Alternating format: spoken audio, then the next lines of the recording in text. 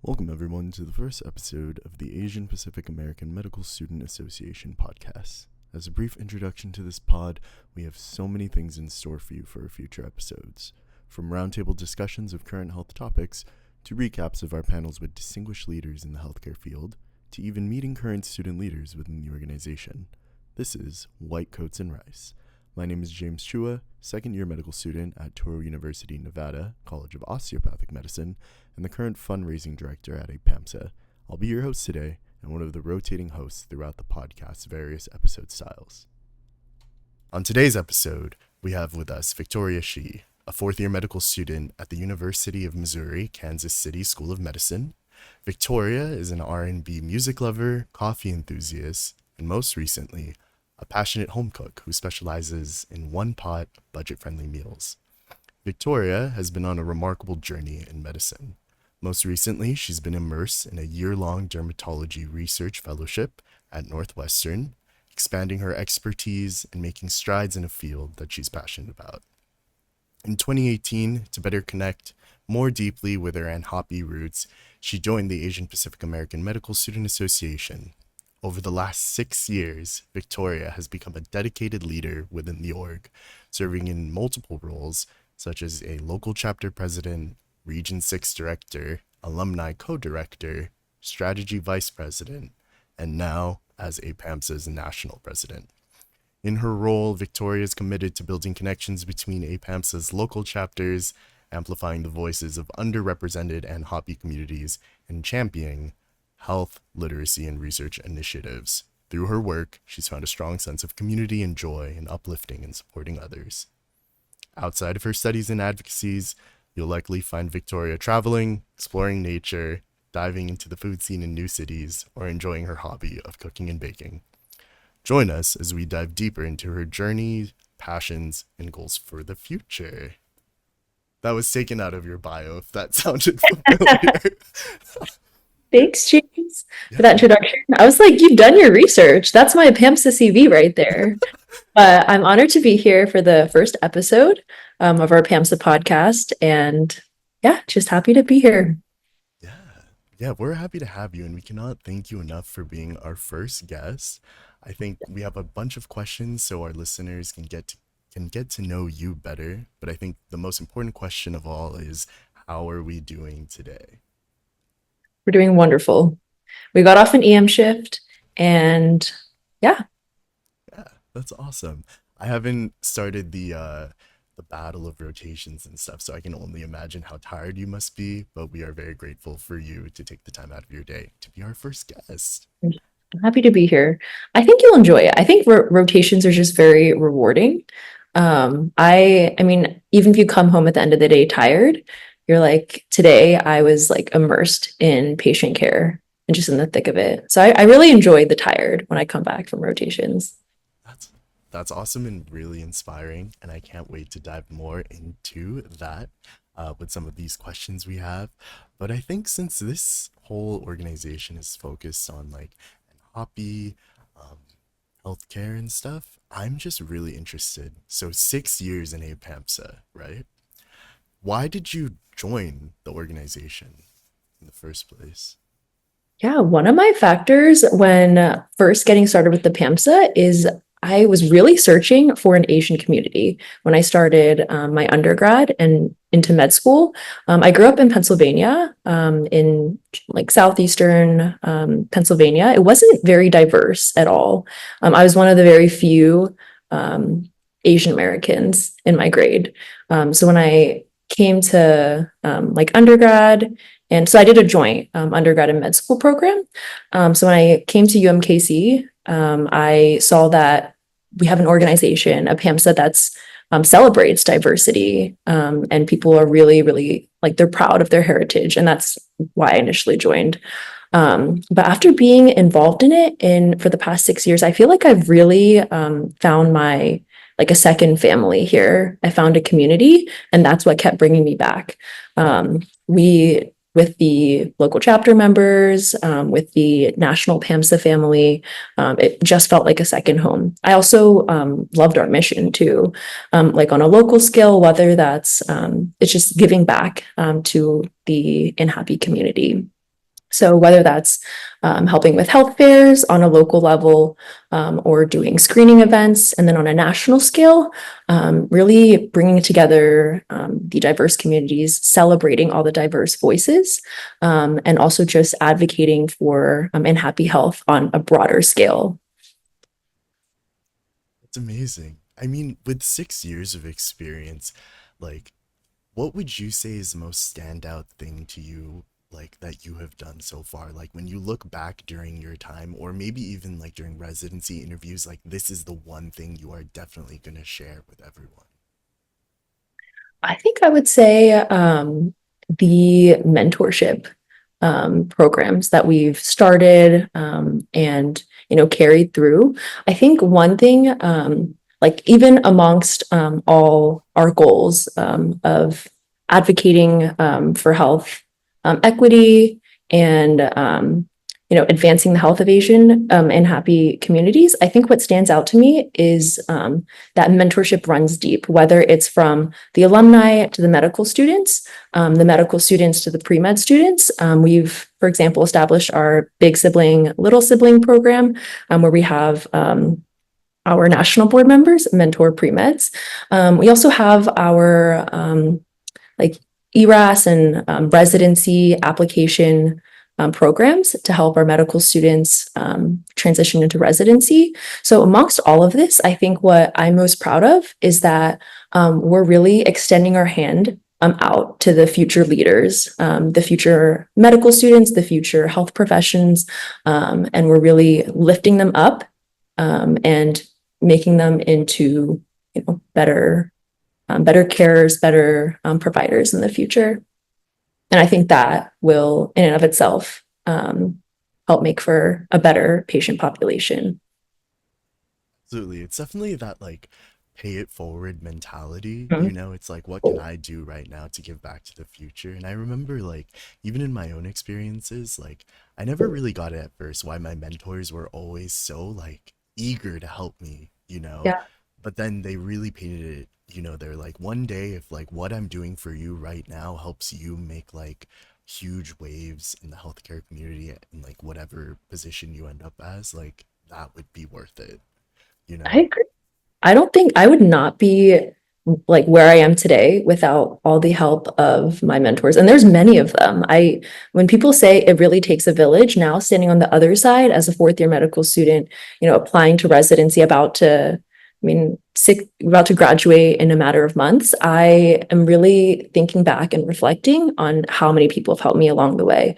There's been physician mentors I've had, there's been other medical students, other peers, even those in the grades before me, who've helped me in all different aspects, whether it was school, whether it was getting involved in leadership organizations, whether it was like getting involved in advocacy, just guiding me through rotation. So when I look back, there's definitely a village supporting me. And I think that's what makes me want to pay it forward and help others as well. Would you say there's somebody like either like a board member from APAMSA or maybe like one of the alumni, like one person you could give a special shout out and talk about your experience with them and how they've impacted you? Honestly, there's been many. I've been inspired by all the past presidents.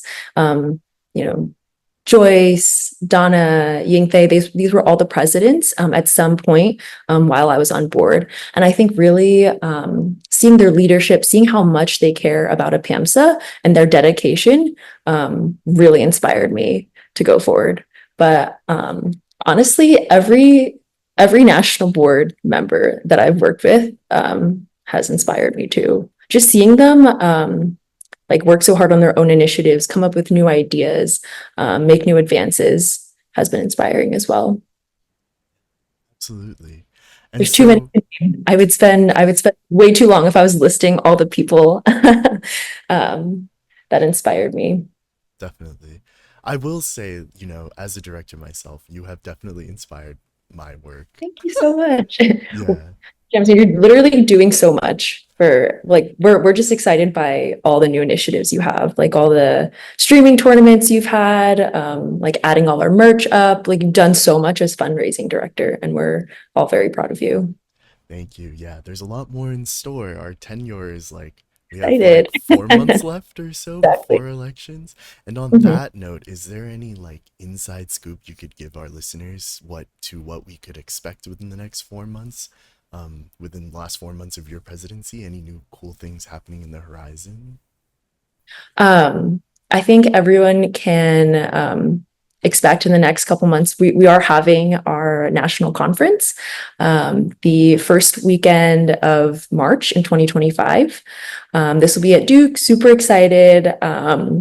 The national conference directors have been working hard on this. We have all our speakers lined up, and just be on the lookout for the the speaker lineup to be posted. Definitely. Yeah, this would be actually my first national conference. I had tickets, or I had a ticket to the UNLV conference last year, but I was a little too shy. Fine.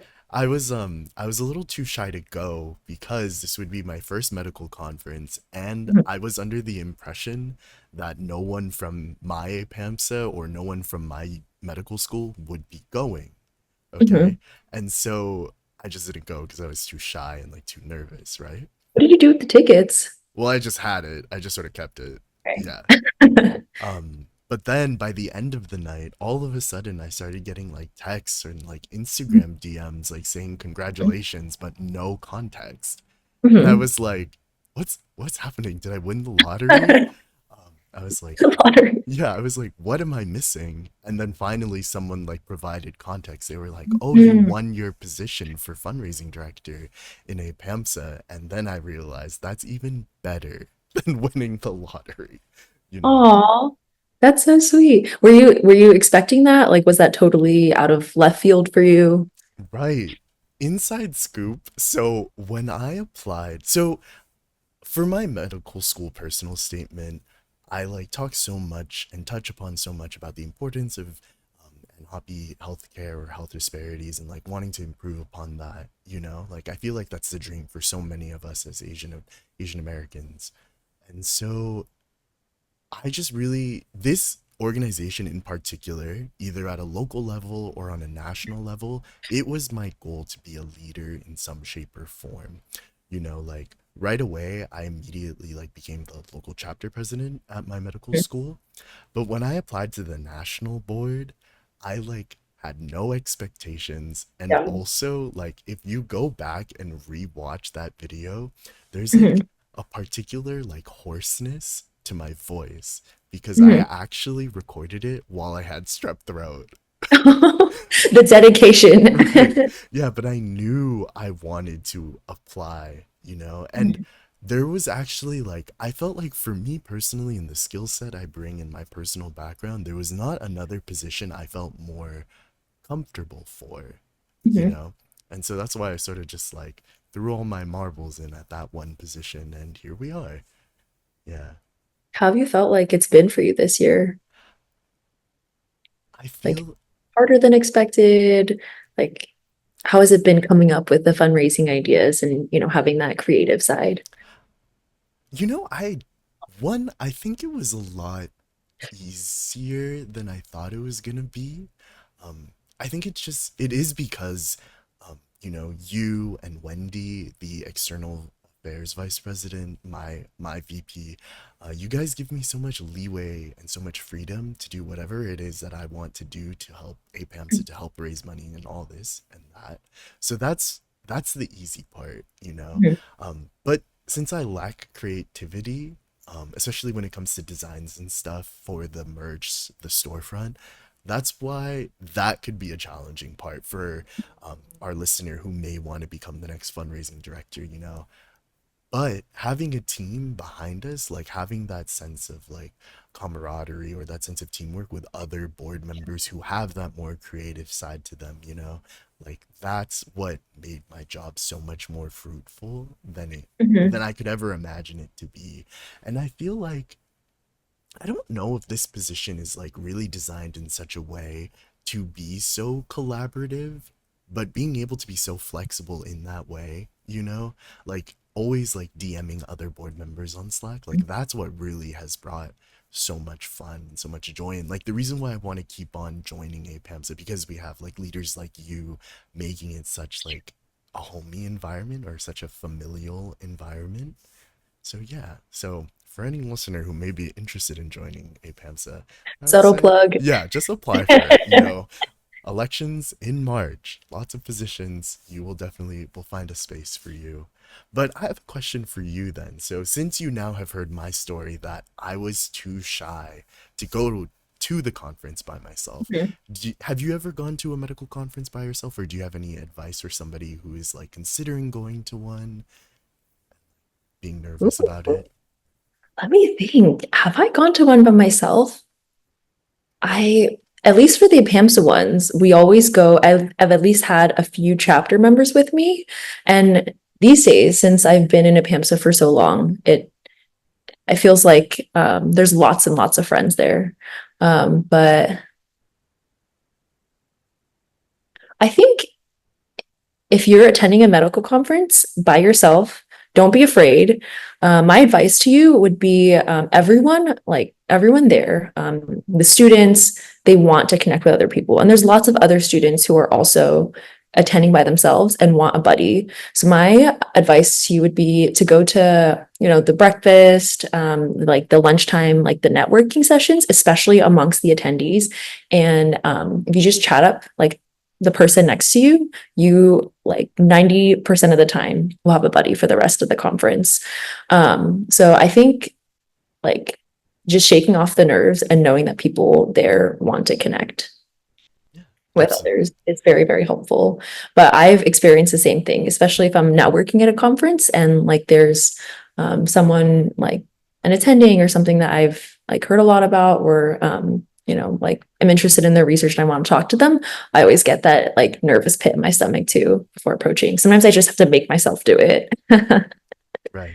Absolutely. And I think that actually is a really good segue into our next topic. Like, you have been to research conferences, you have done that networking. And I feel like when you're applying to residency, like that networking and forming those connections, it's so important. Having the right connections can score you the most amazing residency. And on that note, like, since you're a fourth year, have you decided what field of medicine or what specialty of medicine you're most interested in is yet? I actually applied dermatology this past cycle. So we're currently in the midst of doing interviews. Still, we interview a little bit late, so we're still receiving them, and a lot of them are scheduled for December, January, even into February. Yeah. How how did you choose dermatology? Like when so you're a fourth year. At what point in your medical career did you realize like, oh man, like derm is the one for me? Mm. So I realized during second year, we have a free dermatology clinic in Kansas City, and I really fell in love with derm when I started volunteering there. I got to see kind of the procedural side of it. I got to see it's a very dynamic specialty. In my opinion, you have to be like think quickly on your feet. There's always a lot going on, and I really love that about it.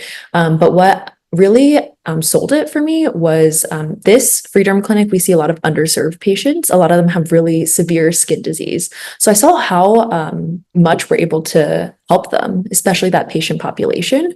And I really saw the disparities, the socioeconomic disparities kind of manifest in skin disease. And one thing that I think that I found super special was that we have lots of creative options to help these patients. So this free derm clinic, we have a special 340B pharmacy. We're able to get them biologics for like $4 a month, like patients who otherwise wouldn't be able to afford it. That's really when I fell in love with derm. But then I waited until I was done like with all my clerkships third year, and I still felt that derm was for me. So that's when I knew for sure. Yeah. That's awesome. You must be one very hardworking student because I know how difficult it may be to land a dermatology residency. Yeah. But on that Fingers note, crossed. yeah, Fingers crossed. no, we believe in you. We're all listening. All of Thank the you. listeners, we believe in Thank you. So you also did a 1 year fellowship, dermatology research fellowship, right? Could you tell Yes, us I did. more about that? Yeah, so I did this in at Northwestern, and my research mainly focused on developing guidelines within dermatology, and it involved a lot of multidisciplinary work as well.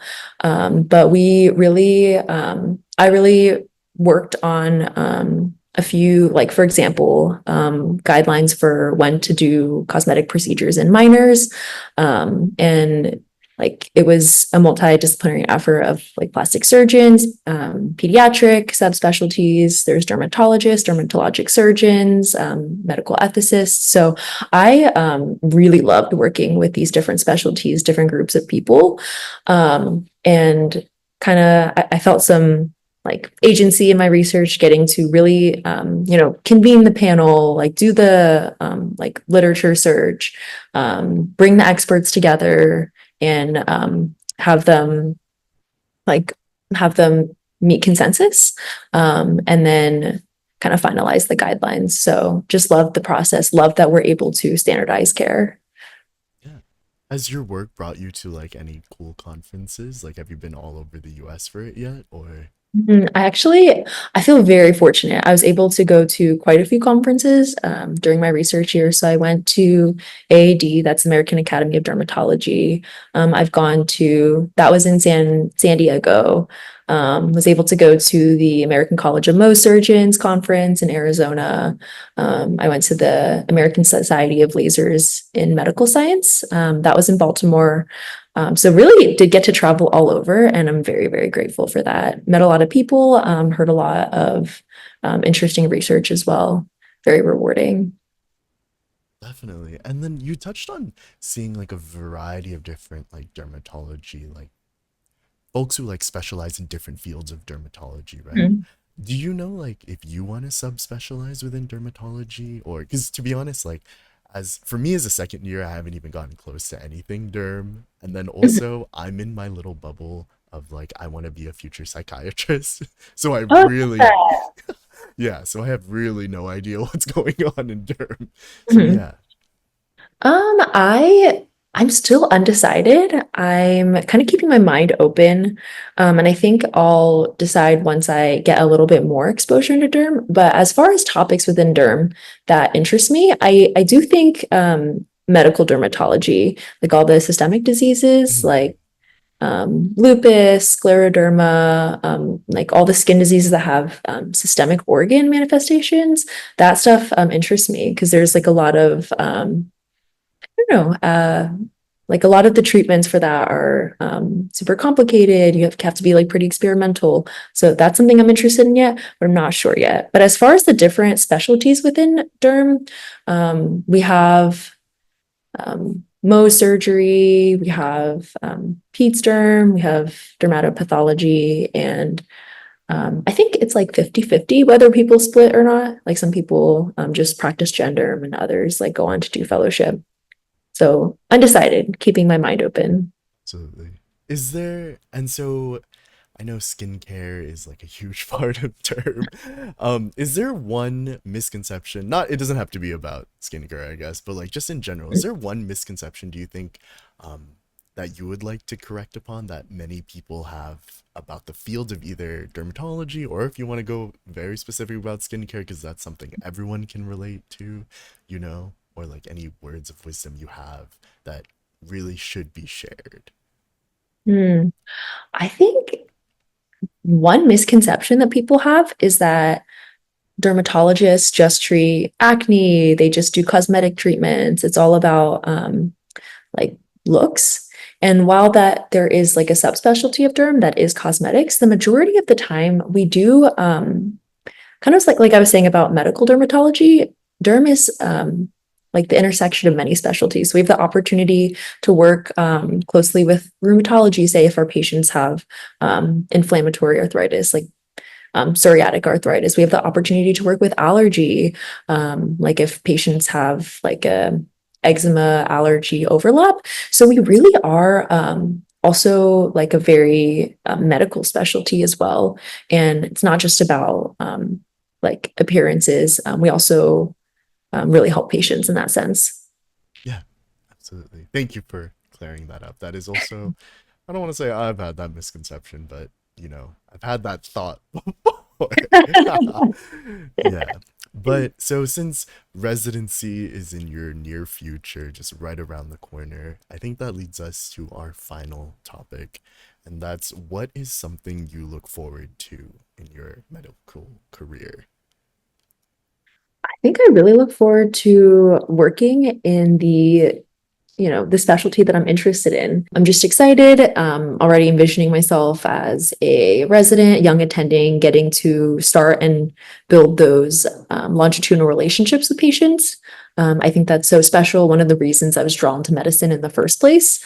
But I've worked with some dermatologists who've treated patients from like childhood all the way into adulthood. And that's so special. I want the same thing. One other thing that I'm really excited to do, we touched a little bit about this earlier. I'm really excited to work in a mentorship role with medical students and residents. I've loved all the opportunities that I've had to, work in that capacity. Um, and just excited to like have a career and incorporate teaching in that. Yeah. Do you think, would you ever go back to South Pennsylvania? South, is it, or East Pennsylvania? Near Philly is what I'm asking. Oh yeah, for sure. I think I'm pretty much open to ending up wherever. I do think like the Northeast has a special place in my heart, just because family's close by. I really think of myself as a city girl. But after living in the Midwest for 6 years, I also really like it. So I'd be happy to go anywhere. Yeah. We'll find out in March. Yeah, definitely. I don't have like the exact same trajectory as you, but so for me myself, I grew up in Southern California, right? Okay. But before matriculating into medical school, I was in Philadelphia for 2 years. I was in Center City, and like, Mhm. even so, whenever somebody asks me where I'm from or what's my hometown, I always have to say, yeah, I'm from San Diego. And they're like, oh, so great. But I'm like, no, but I love Philly. I love the city Mhm. life. And that's like what I am like trying my best to work so hard for, so I could place, like, land a residency in some big city? What was like what were you working in Philly at the time? And also what was your favorite part about living there? So I moved there to do a post-bac, and so I did Okay. Drexel University's 1 year special master's program. And then by the end of the year, I got into a medical school, and then Okay. but they didn't let me know until June. And I was like, with it being Toro, Nevada, I was like, so in other words, I have to pack up my whole life in less than a Mhm. month, like Oh my find roommates, gosh. find housing, figure out everything. And I Mhm. was like, or I could just stay in Philly for another year. And so during that bonus year, my like finally free gap year where I wasn't studying for the MCAT, where I wasn't studying for classes, where I was just living my life, Mhm. I worked for Johnson and Johnson as a Mhm. scientific writer, and so that was really fun. That's Seeing the awesome. more like seeing the more industry side of medicine and research. Yeah. And so, what I miss most about Philly, and what I think really just draws me to city life in general, is that so I lived in like truly the heart of Center City, of like Philly. And so, for Mhm. folks who are like really familiar with Philadelphia, for our listeners who are like from that area, I lived like essentially in Rittenhouse Square. Okay. So like Chestnut and like whatever, central number, right? And so being able to wake up and then just take the elevator down and walk across the way to like some coffee shop, like Mhm. being so accessible, everything via walking, and being able to see like the same regular faces throughout the time like of living in the city, like that's what made it feel like home despite the hustle and bustle of the city. I feel like that may not be, at least in my experience, with something like, Manhattan, like that is such a transient city. Like people are constantly like in and out. Whereas like Philly, like people just live there. Yeah. Yeah. So I really miss that aspect of just public transport, being able to walk everywhere. I remember like living in San Diego or living in Las Vegas, right? There'll Mhm. be a like, we'll be parked at like a restaurant, like, oh, let's grab Korean barbecue, right? And Mhm. then we'll be like, oh, y'all all down for boba, right? And then I'm like, oh, the boba shop's a block away, right? And then everybody walks towards their car. And I'm like, you guys, it's like a 3-minute walk. And they're like, or it's a 1-minute drive. And I'm like, oh my gosh, guys. I get it though. Yeah. I feel the same way because I've seen both sides. In Kansas City, we drive everywhere. So you get kind of spoiled. You like all you have to do is walk not even 100 feet to your car and you have access to everywhere. But I will say, when I was doing rotations in New York, when I was exploring New York, I just love like you get 10,000 steps a day, probably more if you're exploring about 20,000 steps. So there's nothing healthier than like living in a city and walking everywhere. Yeah. Absolutely. Yeah. So fingers crossed, let's end up somewhere great. Yes, I have Um, faith. Absolutely. So that pretty much wraps up all of our main topic questions. So we're gonna end our little podcast with a quick rapid fire questions of this or that questions. Okay, so it's either A or B, and just a silly last minute way to get to know you. This is, Okay, I'm so indecisive, so this is gonna be hard. I think they're like pretty simple. Okay, like pretty like your heart will just speak for itself. All right, you ready? Yes, All right. I think we know the answer to this one, but city or beach? city. Cats or dogs? Definitely dogs. They're just so. I'm also allergic to cats, so that was an easy one. Text or call? Call Black or white? black. Morning or night? Hmm. Definitely a night person. I'm a night owl. Nice. Summer or winter? Summer. I can see that coming from the Northeast. Breakfast or dinner? Love breakfast. Actually, brunch is my favorite meal. Nice. So just eggs, potatoes, amazing. Would you rather have the power to be invisible or the power to read minds? I think I'd like to be invisible. Sometimes you just don't want to be perceived. And also, I think if I had the ability to read minds, it would just be so overwhelming. Just thoughts coming at me from everywhere. Definitely. And then last two questions. Would you rather have $100,000 to spend on yourself or have 1 million you can only spend on others? I would have $1 million to spend on others. Just so much more we could do with that. Definitely. And then for our last this or that question, would you rather retake step one or retake the MCAT? Fun fact. So I have never taken the MCAT because our school, the 6 year program, we don't have to take that. So I don't know what that's like, but I will say I would take that. Take the MCAT? Take the MCAT. Well, that's a I good don't know. plug. Yeah, have you taken step one yet? No, I haven't. You should survey. I want to see what other people say to that. Yeah, I will let you know for our next. I'll say this is what Vic said. Yeah. Well, in that case, that wraps up our this or that questions. Thank you for your candid honesty. We would like to end the first episode of White Coats and Rice with seeking out advice from you. So, what is one piece of advice you'd like to offer someone who's, either a pre med or a medical student who dreams of getting into medical school, or even more importantly, getting to the finish line / where you're at as a fourth year medical student? I would say that really trust your own journey. Everyone's journey is going to be different. If you ask 100 medical students, all of them will have had different experiences. with whether they took gap years or not, what they did during their gap years, even their journey throughout medical school. So I think one of the biggest things I would say is to stop comparing yourself to others and really trust your own journey. And I heard this quote once and it really stuck with me, or more just a way of thinking about things. So, a resident, I think I heard this on a podcast. She said, um, pretend like pretend like you're driving a car. The destination where you want to go, you put that into the GPS. You're gonna get there. Now it's all about really enjoying the journey itself.